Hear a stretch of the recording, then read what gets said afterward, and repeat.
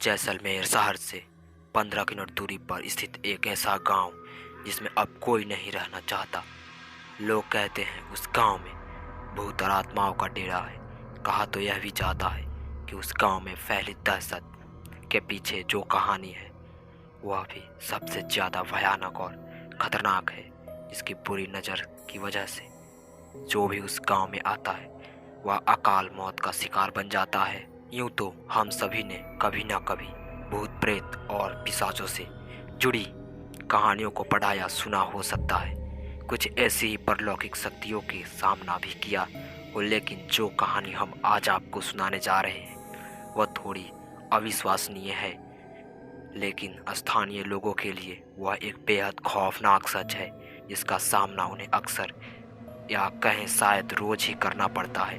मरने के बाद भी जिंदा है वो। कुलधारा जैसलमेर से 15 किलोमीटर दूरी पर स्थित एक गांव अपनी दहशत के लिए आसपास कुख्यात बन गया है।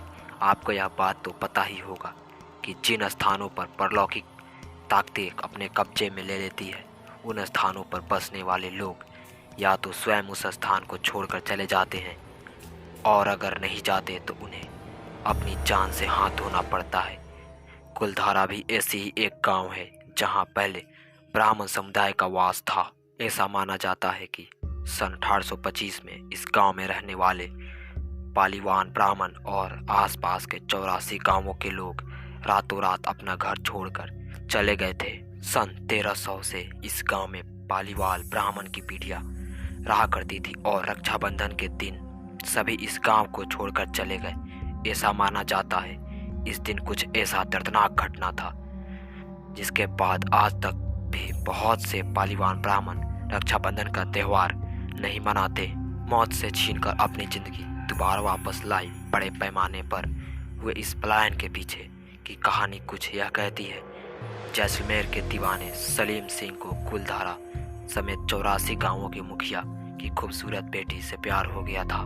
सलीम सिंह ने गांव के लोगों को यह धमकी दी थी कि अगर उसका विवाह उस लड़की के साथ ना हुआ तो वह करों में और ज़्यादा वृद्धि कर देगा।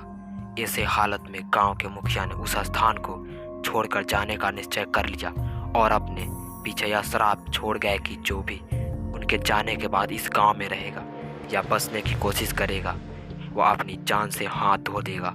मुखिया और उसकी जाने के बाद गांव के बहुत से लोग धीरे धीरे करके बीमार पड़ने लगे या फिर अकारण ही मृत्यु के ग्रस्त बन गए।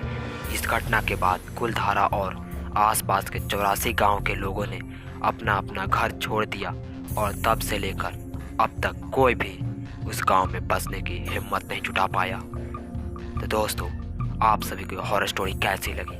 अच्छी लगी तो वीडियो को लाइक कीजिएगा और चैनल को सब्सक्राइब कीजिएगा। और आपके साथ भी अगर ऐसी ही कोई घटना हुई है तो आप हमें चैनल के अबाउट में जाइए और हमने अपना ईमेल आईडी दे रखा है, आप हमें ईमेल भी कर सकते हैं। तो हमारे चैनल हॉरर वर्ल्ड 3.0 को सब्सक्राइब करना ना भूलें। तो मिलते हैं एक और नई हॉरर स्टोरी के साथ, तब तक के लिए बाय बाय।